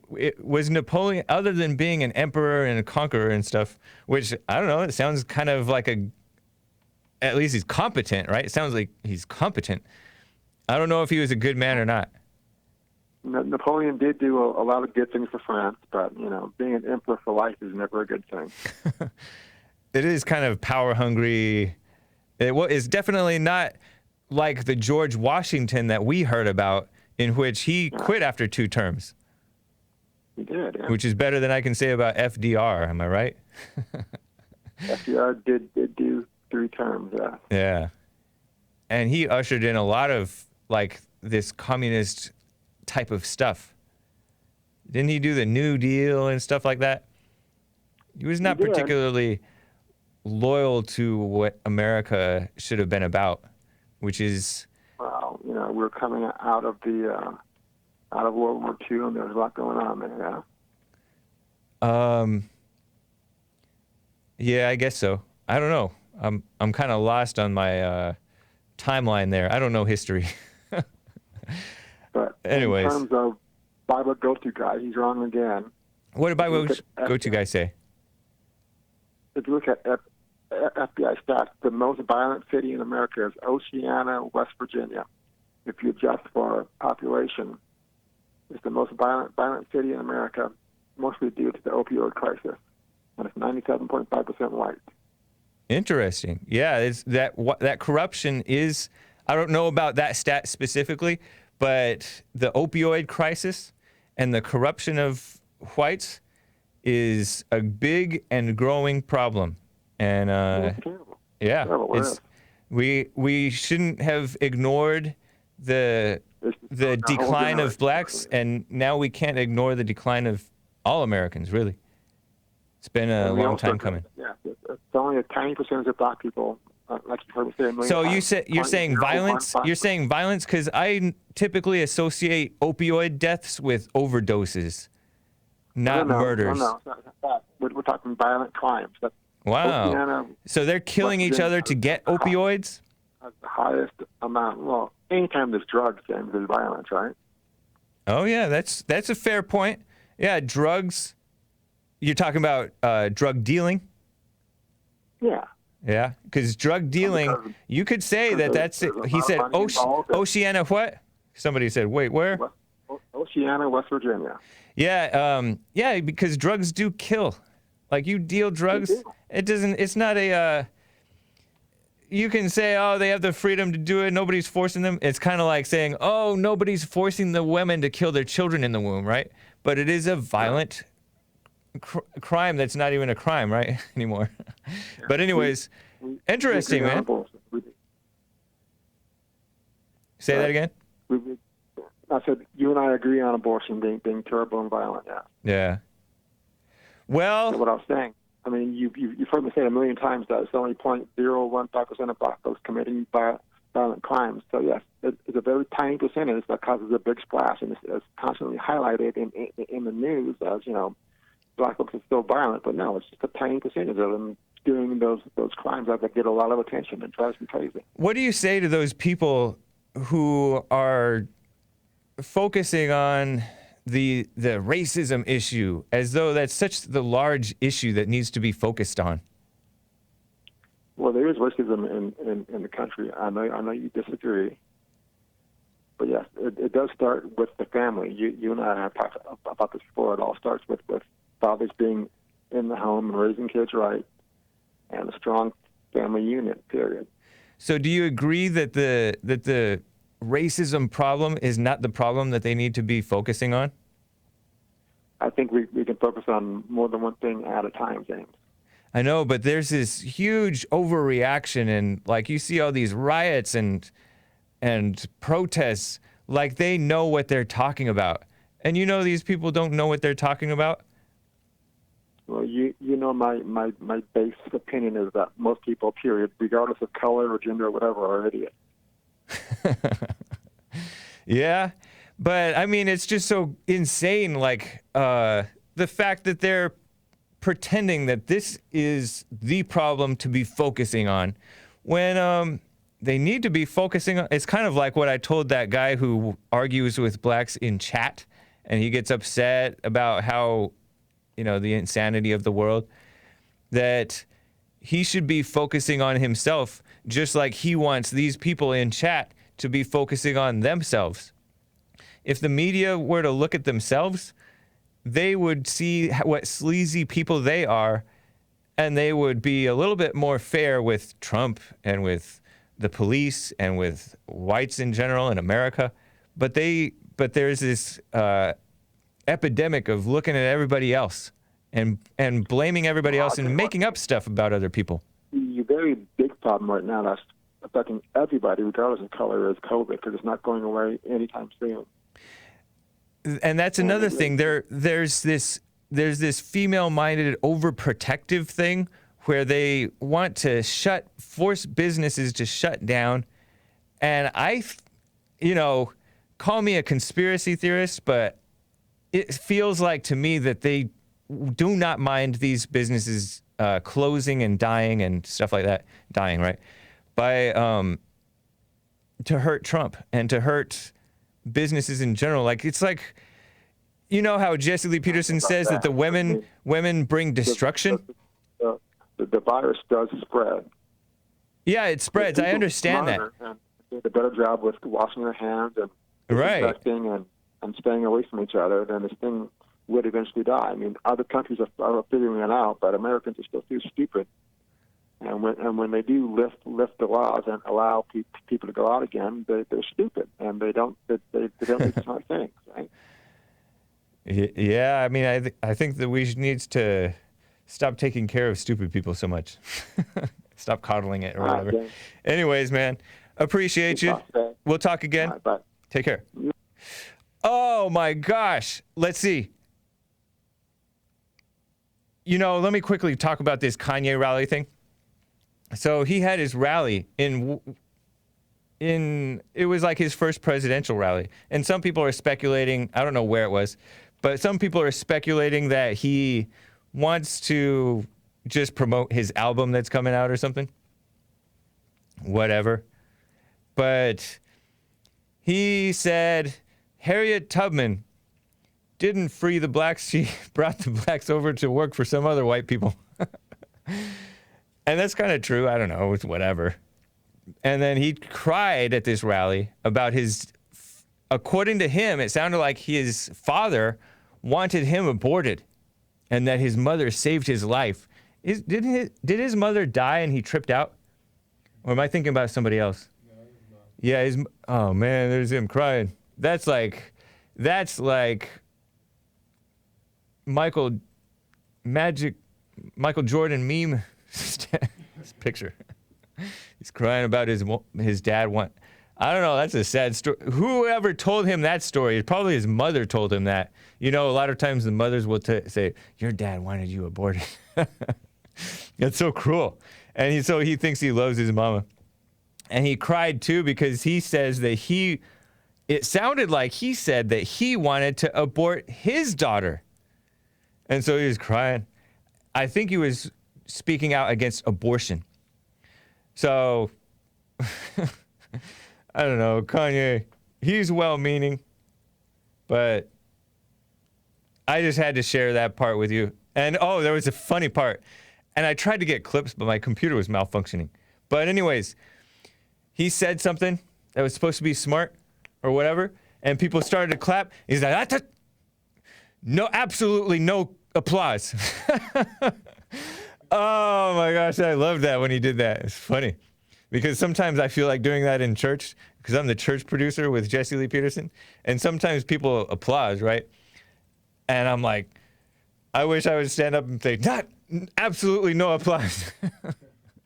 I'm okay with at the end, it provides a nice closing and end to the podcast for church with Jesse Lee Peterson. But I liked how he prevented them from applauding. So right on to Kanye. I wish him well. As President Trump said, it's a good trial run. He needs to get himself together, really. He's being hated, though, because he thinks differently. And he kind of likes Trump, or at least one time liked him. Anybody who gets with those Kardashians, they become a mess. I think they're a mess to begin with. That's why they got with him. It's crazy. I'm going to be opening up the treasure chest in about 10 minutes or so. You know what? Before I get to calls, hang tight. Oh my gosh. Hang tight, guys.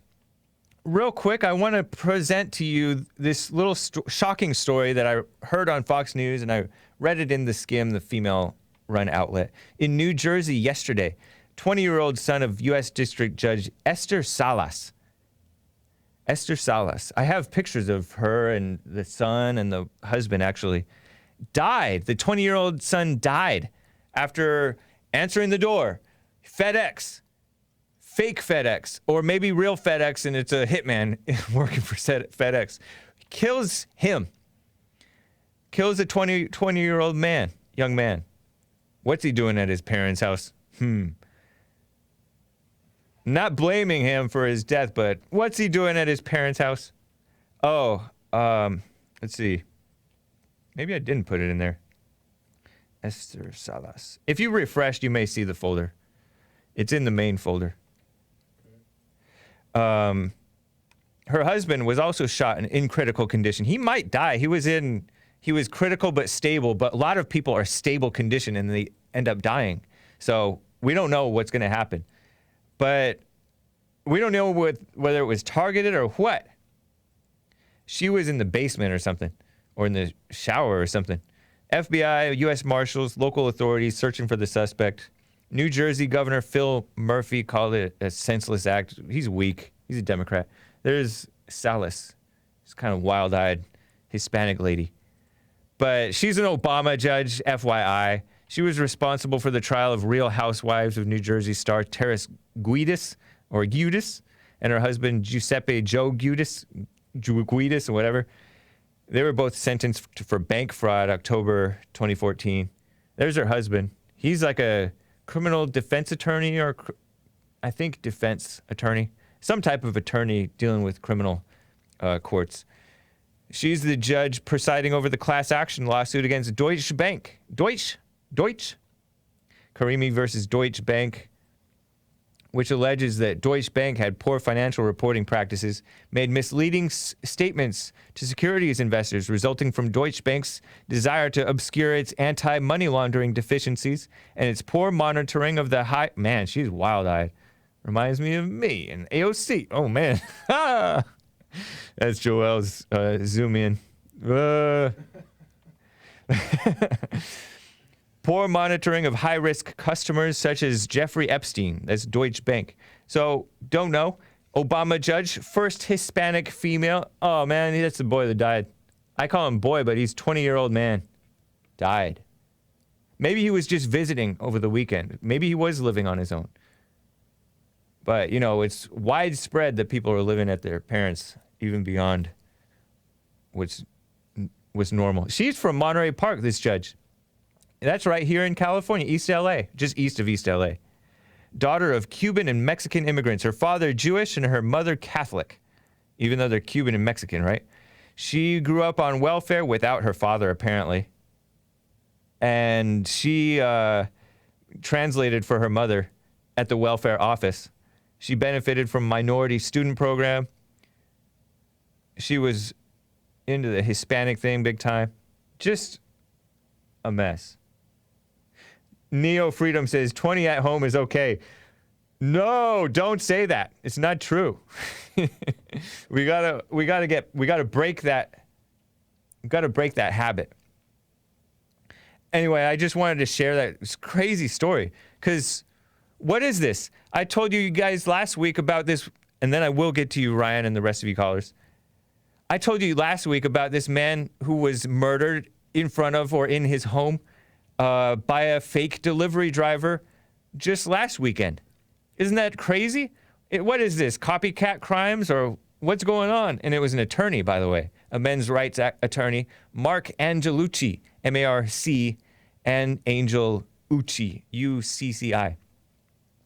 Mark Angelucci, a Pasadena City College professor. That's my alma mater. I went there right after high school. It's a community college. And he was against Black Lives Matter, or he was debunking some of the lies of Black Lives Matter, for example, right? And he was shot and killed, like somebody came to his house, another person, I think, went to the door, said, no, I need if I remember right, maybe I'm wrong, I need Mark Angelucci to sign for this. And so in comes Mark Angelucci, shoots and kills him. Man. And so that's weird. Don't answer the door for the FedEx driver. Or make sure you make sure they're not having a gun, hiding a gun. It's crazy. Dang. Especially if you're a lawyer or a judge or a family of them. Don't answer the door, says Mike. Anyways, I had to share that with you. It's crazy. It's just an odd thing. Let me get to Ryan out of Concord, California. Ryan, it's good to hear from you. Happy White History Month. Happy White History Month, James. Good job on the opening monologue this morning. Oh, thank you. Appreciate that. Of course. I just wanted to share with you my white history hero for today. Okay. And his name is Constantine, otherwise known as Constantine the Great. And he was a Roman emperor. And I kind of want to just give a little background history. I'll try and be quick, but basically in the 3rd century in Rome, there was something called the crisis of the 3rd century, and Rome was falling apart. The territories that they were governing were too far away. Riots were breaking out in the city. There was a shortage of grain, and barbarian tribes were assaulting the borders of Rome. Yeah. And but during this whole time, there was a small religion that was being organized called Christianity, and they were gathering into things called ecclesias, which is basically Greek for churches. And the Christians at the time were basically discriminated against. There was an emperor called Diocletian, and he discriminated against Christians, and he took property away from the churches and started publicly executing the Christians. But when Diocletian died in around 304 AD, a new emperor, Constantine, came in, and he basically had something called the Edict of Milan, which is a really famous meeting where Constantine made it illegal to discriminate against Christianity. And in fact, he opened all religions to be able to be practiced in Rome, kind of like our First Amendment here in America. He actually didn't discriminate against any religion at all, even if it was pagan. But Constantine's my white history hero because he moves the capital of Rome to Byzantine and renames it Constantinople. And even though Rome fell in the year 500, Constantinople stayed standing for another 1,000 years. And if it wasn't for Constantine moving the capital there, we would not have fought off the Muslim invaders for thousands of years and stopped them from invading Europe earlier than expected. Wow. So because Constantinople's in Turkey. It's on the border of Greece and Turkey. It's the connection from the Middle East into Europe, if you look at a map. But Constantine basically moves the capital there, and if he didn't do that, Islamic tribes would have definitely taken over Europe thousands of years earlier. And who knows what would have been the rest of history, how it would have turned out with Muslims entering in Europe. But interesting, now, man. So I guess it really doesn't matter, but oh, I know. It's crazy. I guess each generation, each man has to, live his own life and defend what's right in his lifetime. I'm getting feedback from a man named Matt Living the Dream. You may see him in the chat sometimes. And he says, just hear this out. I don't know if you know about this. The dude, referring to Constantine, changed Christ's message, and he made Rome and his empire Christian, but it's his mother's version of Christianity, not Christ's. Is that true? It's kind of true. In the year, 340 or something, there was another man in southern Rome, which is northern Egypt. Yeah. And he basically said that there's no such thing as the Trinity, and Constantine and all of his followers and all of the other bishops at the time, the clergymen, they basically disavowed this guy and said, no, there's the Trinity, and the Trinity does exist. And the guy was like, no, you just need to forgive and go to heaven. So I don't know about the whole mother thing, but I do know that Constantine tried to shut down different kinds of parts of Christianity to kind of create his own, what he thought, and the bishops at the time thought Christianity was supposed to be. Wow, that's interesting. For being so freedom of religion, he was kind of controlling about religion too, in some ways, huh? But at the same time, he was the one who made Christianity the official religion of Rome in 313, and if he didn't do that, people would still be being executed by the state just because they publicly declared they were Christians. So I mean, there's good and bad in all. Oh things. yeah, like, for sure. Trump is going to do what he needs to do, but at the same time, we might disagree with a few things. Right. But I like Constantine because he moved the capital to the place which basically hoarded off the Islamic invaders for thousands of years, and that's why he's my white history hero. Nice. Appreciate that, man. He was definitely a consequential figure, right? At least in the way Definitely. that... Yeah, that's wild. Right on, Ryan. Appreciate that, man. All right. Thank you, bud. Have Thank a good you. day. Take care. All right, bye. Bye. You know, what did you think about my John Lewis review? I don't know. Maybe it was more detailed than you needed, but nothing like he basically stood for nothing good. And yet they pretend that he was about what's right. Congratulations to Sanctus Ovis Bovi. I don't know what that means, but interesting. Holy cow? Something like that. I don't know. Fan of the ladies, Uncle Ted 88, Zona Bologna, and Brandon M.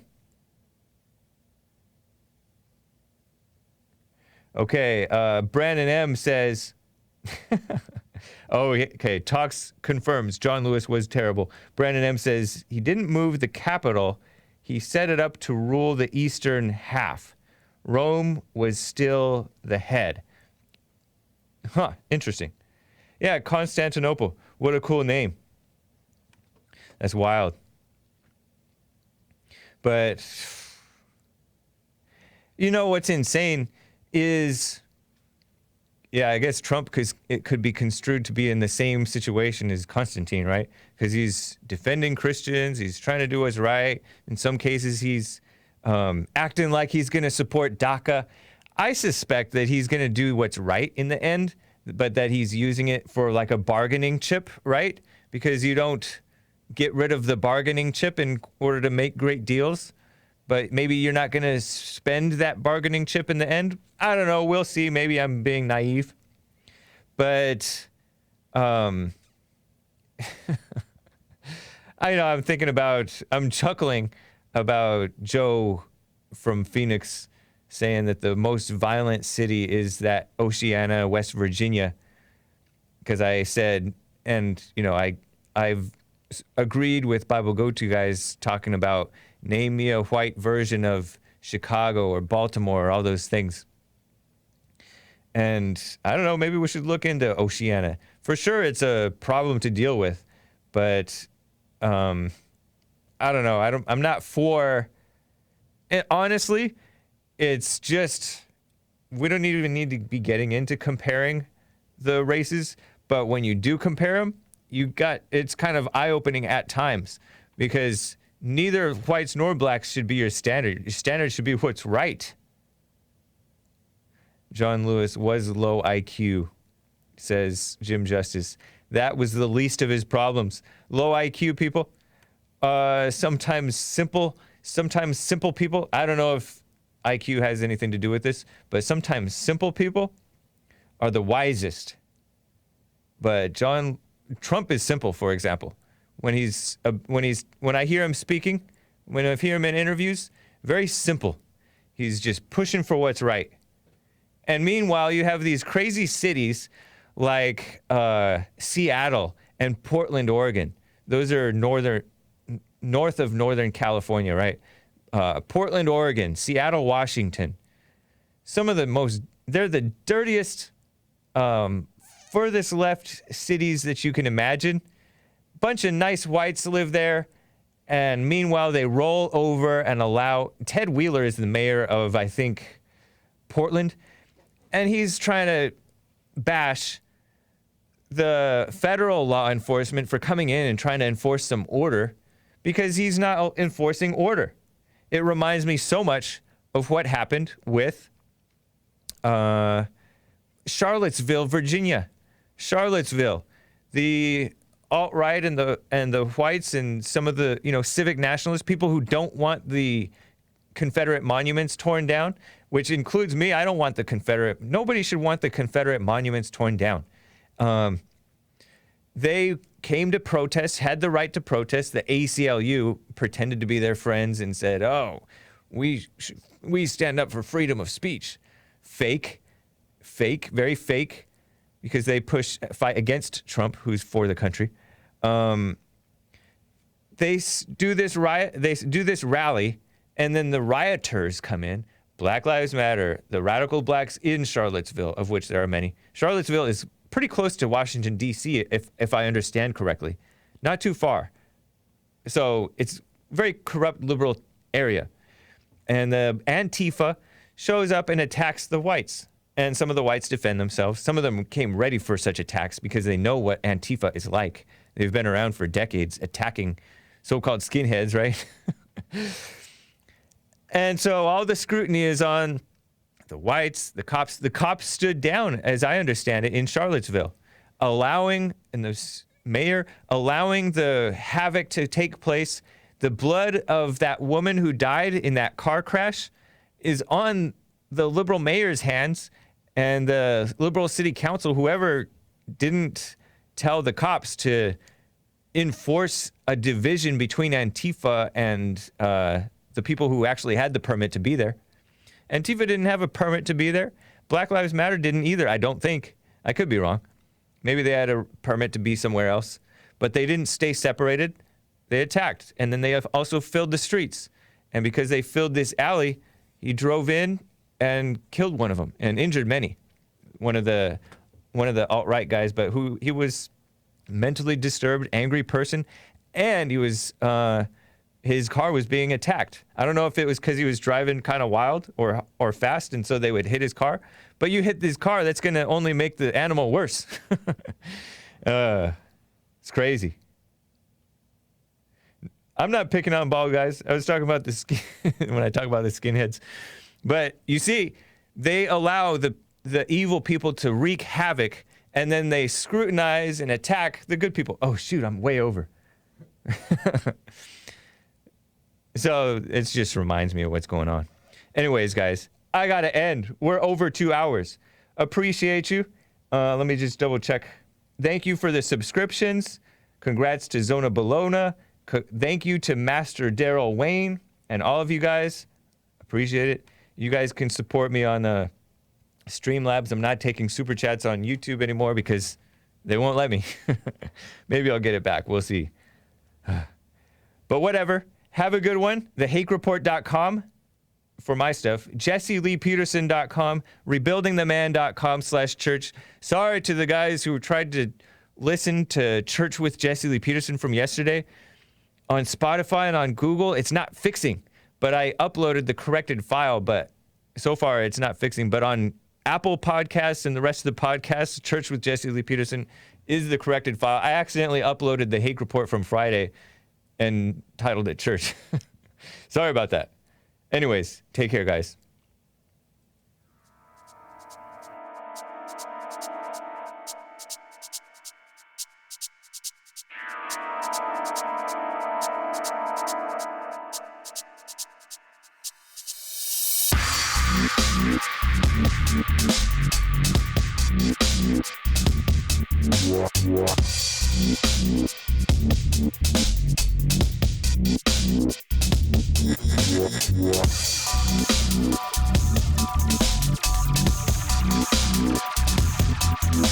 Yeah.